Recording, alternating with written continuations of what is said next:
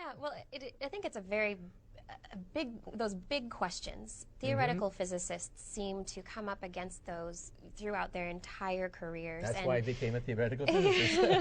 I wanted to bump up against those big questions. Constantly. And so that's another question I was really interested in, is that I've heard that the majority of theoretical physicists are incredibly spiritual and have a great appreciation for the concept of consciousness and the soul and the universe and where it came from, because these are the questions that they're constantly asking. For yourself,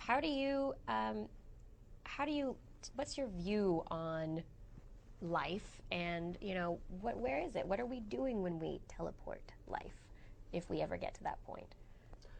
Well, if I knew the answer to life, I would have an inside track up there. Right. As would anybody, yeah. But let me tell you how we physicists view things, right?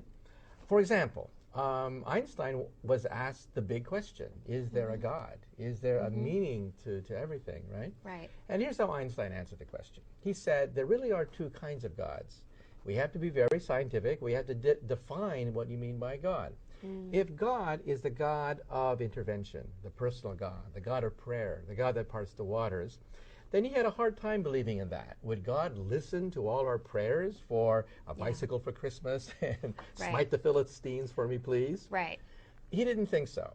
However, he believed in the God of order, harmony, beauty, simplicity, and elegance, the God of Spinoza.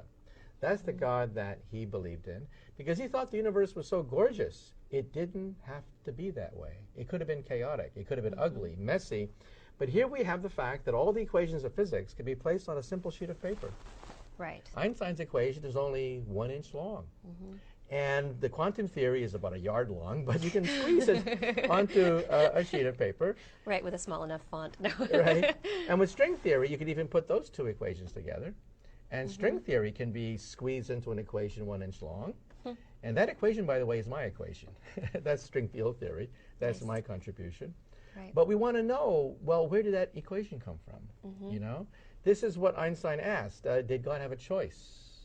Was there any choice in building a universe? When he woke up in the morning, he would say, I'm going to create a universe. I'm going to be God today.